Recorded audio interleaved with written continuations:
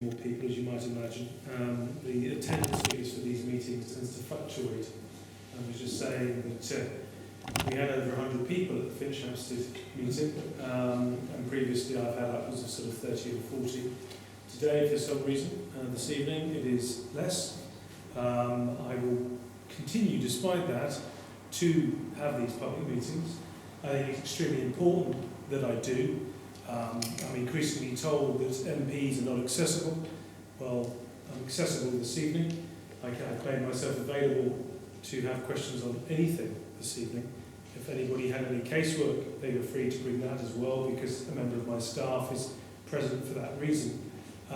So I will persevere, because I think it's important that I do make myself available to my constituents. For those of you who have not attended these meetings before, it's a very simple format. I take questions from the floor, and I am honest and candid in my answers. I sometimes will preface my answers with, this is my personal opinion, and then other times I will say that the government's position is this. There will be odd occasions where I don't know the answer. Forgive me, the business of government is a broad issue, a broad subject. I cannot be an expert in all areas. If there's a particular personal question that arises where an answer should be forthcoming and I'm not able to give it this evening, then my staff will take details and we will furnish you with an answer by letter or by email, however you choose. Anyway, without further ado, first question. I would like to ask why it is that it is so difficult for people to walk from this side of the town into the shopping area from this area. Now that new college has been built, they've extended the footpath for us to walk to get down to the town. Right. We have no bus stop unless we go down to the bus station, which is quite a walk, because this side of the road has quite a lot of elderly people. Right. And I'm quite willing to admit that I'm one of them, but there are many that live over this side that find walking to the town now is quite a problem. Right. And we have no bus stop in Church Road, which seems rather ridiculous. It's a long road. And there are many people that live in places like Orchard Court, where people could actually get to the bottom of the road and get on a bus and get to the bus station, and then possibly change buses to go wherever they have to go. But they find it impossible to walk from Orchard Court down to the bus station. Right. And really what I'm saying is I think that we need a bit of help in this field. Plus the fact you have all the people that come to the Kerith Church, that a lot come from the other side of the town. They haven't all got cars. And, you know, life does get rather difficult. Now forgive me, has the distance that you walk, how much more has it increased because of the changes? What, down by the college? Yeah, well, it's almost doubled it, because we used to be able to go down the steps and onto the bypass. Now we have to go right up almost to the main entrance to the college and then double back again to do the same thing. And the second question, did there used to be a bus stop? Or is this something, is that a suggestion that you're making? Pardon? Are you making the suggestion of a bus stop? Yeah, well, I is it one that was think could agreed? there possibly be one? Could it be thought about? And the other thing that worries me, we have no crossing from one side to the other of that road. And people still jump over the central reservation. Right. With cars travelling up and down whichever way they're going. It's a very dangerous thing. Okay, I'm going to hand over to one of the councillors, because these are actually, the bus is a private business, so I could write on your behalf to the bus company Well, if you would please, regards that'd the be bus great. stop. But with regards to the sort of walkways and the decision on that, that's actually council's responsibility. So I'm going to ask one of the councillors to come in. Yeah, thank you. Hello, I'm Peter Hayne. I'm a relatively new councillor for Old Bracknell, so I know it's not within my ward, but have you spoken to your council about it? Your local council? Yes, we've spoken to candidates when they've come round for voting. Right, but you have an elected representative responsible for your ward? Yes, and we've also written to one. Right, and have you... We've not really got any support. Do you know which one? Do you remember the name of the councillor you wrote to? Do you remember the name of the councillor that Yes, you wrote to? Councillor Barnard. Okay. You live in Wild Ridings in Central? I'm sorry. Do you live in No, Wild Ridings in Central? No, I live just up the road here. Right, which is part of Wild Ridings and Central Walks. Well, maybe she was out canvassing on that particular day Right. then. So if I can take your contact details before we go this evening, I'll make sure that one of the local councils will give you a call. Because it's the sort of thing that we're here for. We've had exactly a similar situation on Bracknell, where, again, people were worried about having to cross a busy road, and we are actually dropping themselves and putting the refuge island in the middle so they can get to bus line. So, as long as you make sure I have the details, I'll then look into it. Thank you very much. Okay, so that's with reference to the underpasses and the crossing. And I will write a letter. If you give your details to this lady here at the front, I will write to the bus company and say, Thank you very would much. you consider putting in a bus stop? Even if it's just a temporary one or one at certain times of the day, that may be able to help. Thank you very much. Okay. Next question. Tonight, just been past Peacock Farm, there seems to be rather a lot of lorries parked out there and some rubbish. Right. Are we interested in, can we pursue this somewhere? Well, I mean, I was pulling pints at the Peacock Farm pub, and the publican actually mentioned that to me last week, and that there's a problem with regards to truckers parking overnight, and also the recycle bins. There's rubbish being left. Again, I think it's a piece of... Sorry, I don't mind to take your over It's all right, no, no. It's because I live on Dennis Park. Where the parking is still, roads are still the responsibility of the consortium. So it's very, very difficult for the council to actually do anything. Right. But we have actually written formally to the consortium who have said that they are aware of the situation now and are trying to do something about it. Right. Because they are, it is a nuisance being a resident there. Yeah. So that is in hand. Okay. All right. Thank you. Next question. I'll ask you one, if I may, please. Sure. Could we have your vision for what you would like to see as the centre of Bracknell in due course, so that it doesn't run the risk of just being a very smart and very modern retail facility, but it's got heart and soul? Thank you, Campbell. I mean, I actually, before I was selected as the candidate, I expressed a view that, in the light of which, to my mind, the main driver of the economic mess that we're in has been over-borrowing and over-consumption, and that for the town centre for the future, I thought it was perhaps appropriate that when it came to the town centre that it shouldn't just be about shops, that it shouldn't just be about a retail experience. It's not that a retail experience isn't important. Clearly the figures have got to add up, and I understand all of that. I'm not suggesting that otherwise. But town centres, and indeed community centres in the future, need to be more than just be about consumption, because a lot of emphasis is placed at the moment in the newspapers, in comment pieces, and indeed I think politicians to a great extent, about the state debt, about public debt, about paying down the debt, getting rid of the deficit. Yes, that's important. Yes, that's part of the challenge that we face. But actually, the figures on personal debt are much more worrying. The Kerith Centre, where we're stood at the moment, has a debt counselling service, which I think I'm right in saying is getting increasing traffic. There is an unsecured debt time bomb apparently in this part of the world, which hasn't shown its head at the moment because interest rates are such historic lows. And so for me, although I'm very excited about the town centre developments and the announcements so far with regards to the committed sort of shops and the like, I would like to see some emphasis placed upon sporting and cultural centres within the town.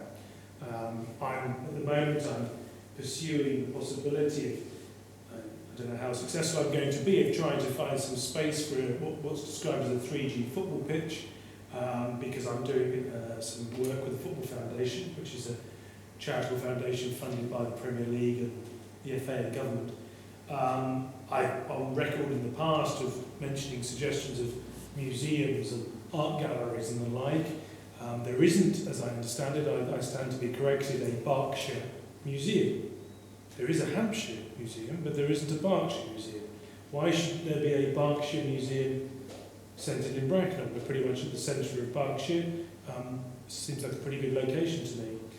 So my vision, as you asked for, Campbell, is of a town centre that is not just about consumption and purchase of clothes and food.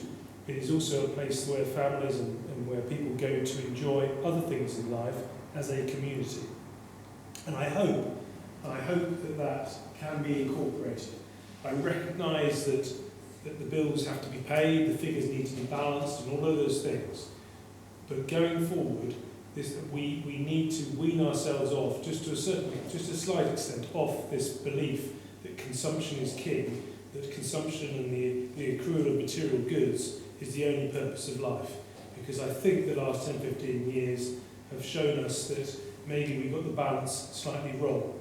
And I wouldn't want the town to go down the path of becoming essentially just about one activity in life, consumption, because I suspect in the next 10 to 15 years that there is going to be a rebalancing in terms of what people spend on certain things. Because the reality is, as a country, is that we've overspent, and we're going to have to spend the next 10 to 15 years working that bit harder to pay that all off. Thank you. Peter?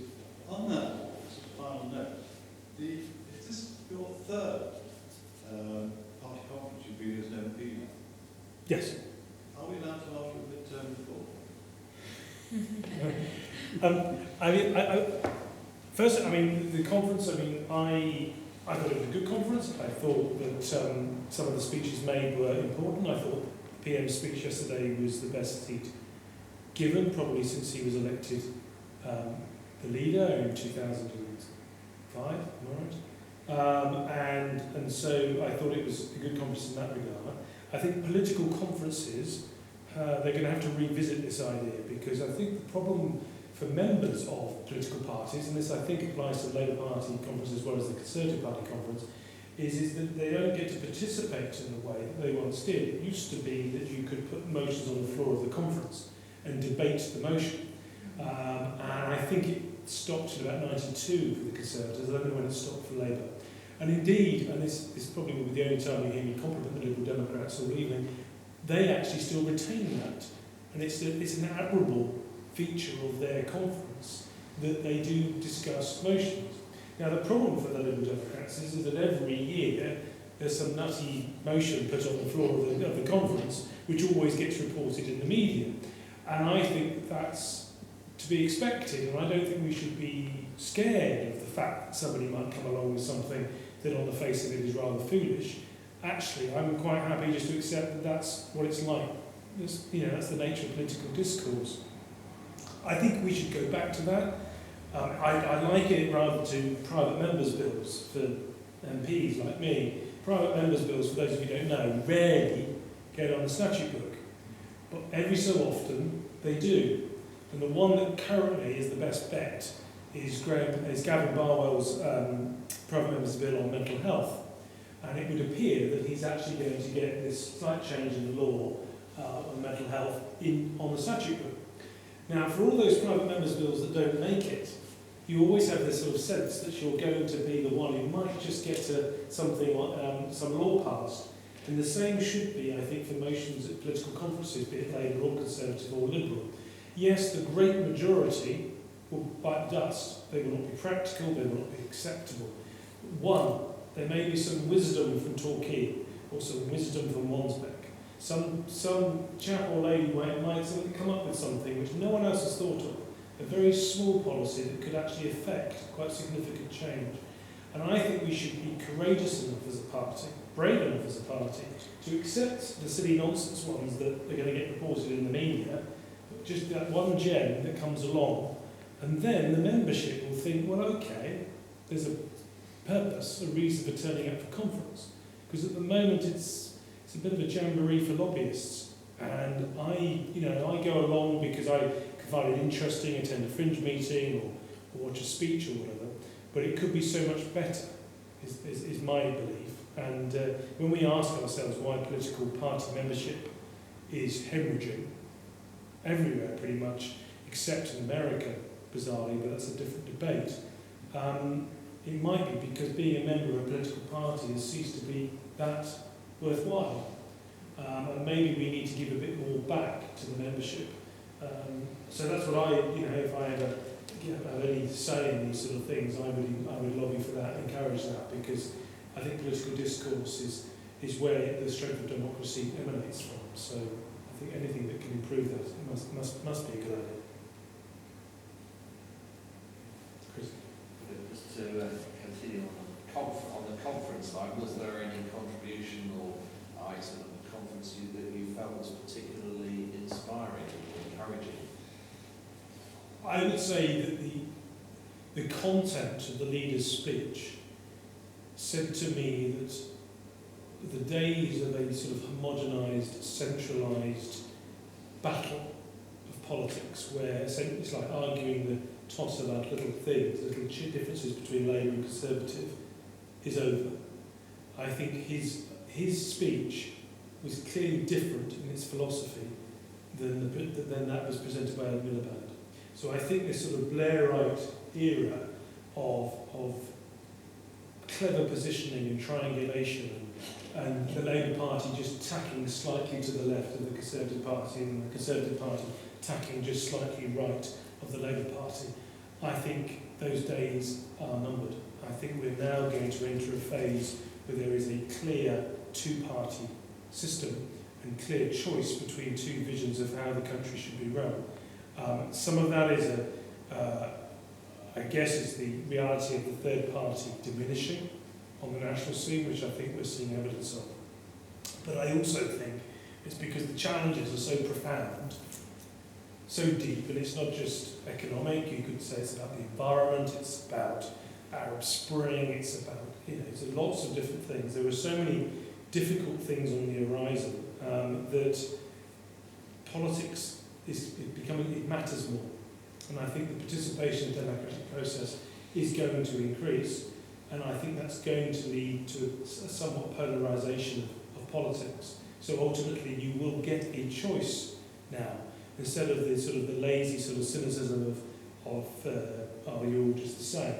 All politics are the same. If I vote for Ed Miliband, David Cameron, it's just the same.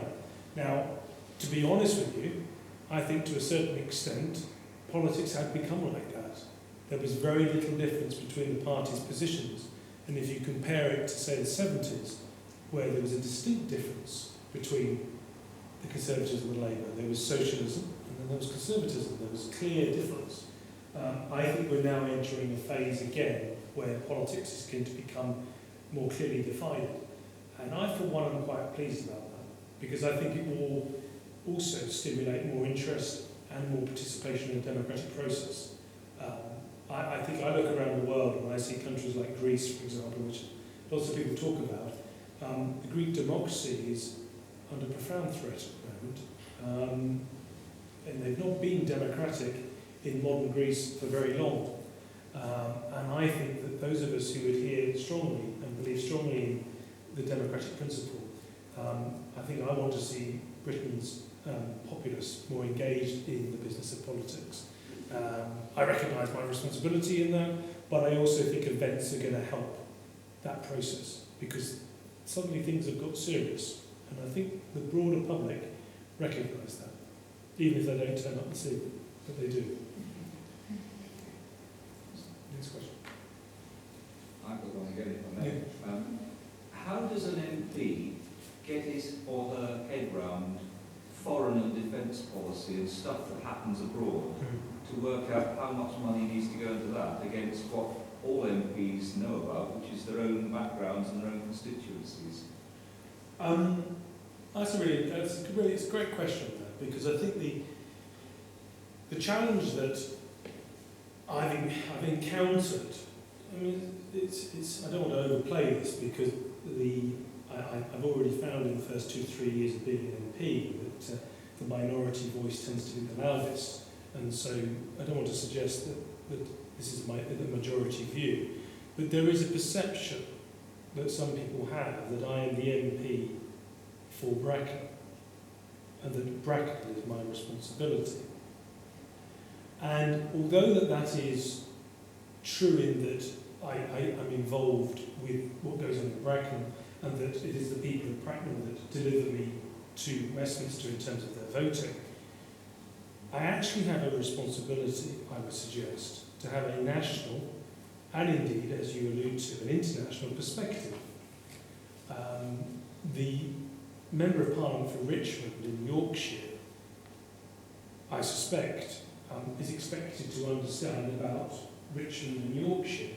He's expected to be interested in bus services in Richmond and Yorkshire, that he's expected to be aware of a problem with parking of articulated lorries on an estate in Richmond and Yorkshire, but he also happens to be the Foreign Secretary.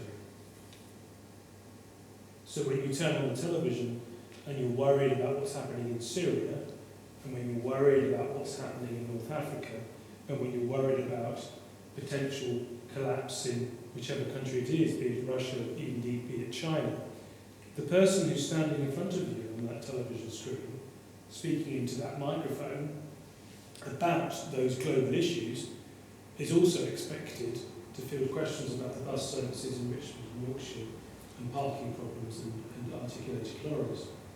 And I don't think that the wider public realise that. And I don't know why it is that this perception of what the Member of Parliament is for is developed in such a way that a large part, over I would suggest probably 70-80% of the casework we receive in my Westminster office is actually about issues that I'm not responsible for. And yet, I'm expected to participate in debates, which I do, on foreign affairs. I'm expected to vote, as I have done, to increase funding or to vote in support of the decision to attack Libya.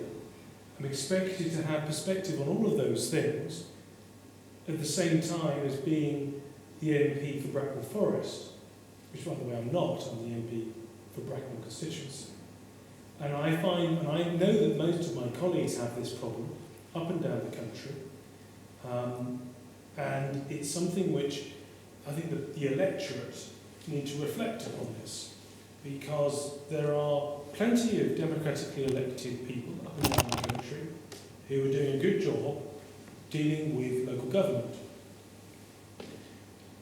Increasingly, the situation that Britain finds itself in is incredibly challenging and actually quite a complicated issue to deal with. There's some complex issues. If you want better government in Britain, then you need to recognise the people that you elect to serve you at Westminster need to have more time to concentrate upon national issues. And I know that's not necessarily what people want to hear, but it's the truth, because however hard I try, it's extremely difficult to become informed enough to be able to make a rational decision, an informed decision, on an important issue such as defence of the country or an international issue like the Eurozone crisis, if I've spent a huge amount of time processing, I don't know where we are now, I think we've had 9,500 to 10,000 cases since I became an MP. So in 2.5-3 years, I've signed approaching 28,000 letters. Now, I'm happy and feel privileged to do the job. I'm just trying to suggest to you that when cock-ups happen, such as the West Coast mainline franchise, and there are others in government, on both sides, Conservative and Labour, you have to ask yourself, well, the Transport Secretary at the time that franchise was issued was also the MP for Putney. And she was probably also having to sign letters or answer questions about the issues that I would be normally answering in this forum. That's the system of government that we have. And I think that it would be in all of our interests, not just mine, in all of our interests as a country, that politicians who are elected to the national parliament concentrated primarily upon national issues. To do that well, I need to be grounded in what the local issues are and what local opinions are. So I invite everybody to write to me about what their views on defence and foreign affairs are. Of course, I'm not up there just having my own opinion, I need to express the opinions also of the electorate. But just, I think, it just needs to be borne in mind that increasingly MPs are just flooded with work and with the expectations of people who understandably are frustrated about certain issues. I understand that. But there are other avenues to pursue before pursuing the MP. Because I would very much like to be more informed about the BAE-EADS merger. Massive issue.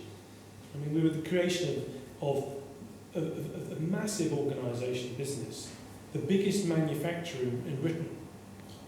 Am I an expert on this merger? No. Did I really have a full grasp of what was going on? Not particularly. Instinctively, I thought it was a bad move. But at the same time, I've got to answer questions on a whole raft of things. It's very difficult genuinely to find the time to become an expert on something which actually was of profound importance to the strategic defence of this country. And it's just one example, and there are many. So really, would you say that, to a certain extent, you've been bemoaning rightly that the trials have been a conduit in the electronic age? Yes, I mean, I think, there's a balance to be struck, I guess, because, we've received, I think it's 110,000 emails now, since, as an office, since I was elected. And it's extremely easy to communicate now, isn't it? I mean, we can all just ping off an email or put a comment online. Invariably, the ones online are anonymous, which I have a particular beef about. And I think that that's fine, and I'm not decrying that. I think it's a remarkable invention that people can communicate as much as they can. But if you spend your entire life communicating, you end up doing nothing. Exactly, yes. Okay, so I've tried to structure my time as an MP in the most efficient way possible. So I have these meetings. I don't have formal surgeries, but I have people seeing me by appointment. Now, in the days of the MP, I think Bill Van Stravenza used to turn up on a horse, I'm told. When there was a village hall, and he booked a village hall. I'm sorry, those days have passed. The great majority of people in this constituency haven't got time to come and see me. The great majority of the casework is managed by email or telephone. And indeed is handled by my office. And as it should be. The idea that you should that it would be appropriate of me to stay fixed in stone as to how an MP should make himself or herself available, I find nonsense when we now have email and we have immediate communications. So I've tried to structure my time in a way which is the most efficient way of interacting with my electorate. And they've actually, in general terms, responded well to it. The ones who complain, as I've said earlier, tend to be the more vocal. But the great majority of people, and we get quite a few, we've had two or three today thanking us for our handling of certain cases. And it was all done without ever meeting them. Now, not so long ago, it would have only been done by meeting people.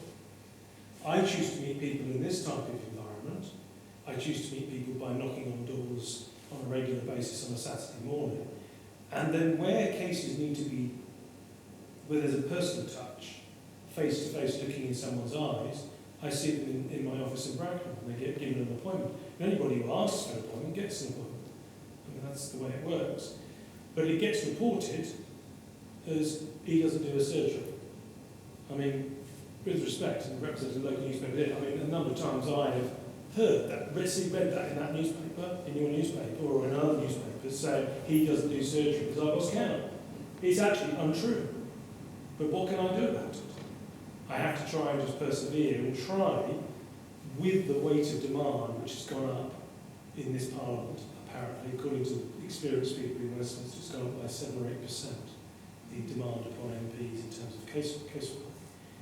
You know, I'm a human being. I mean, I have to, 50, 60 hours a week, I think is a pretty good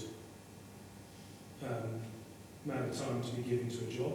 And I can't physically do much more, to be honest with you.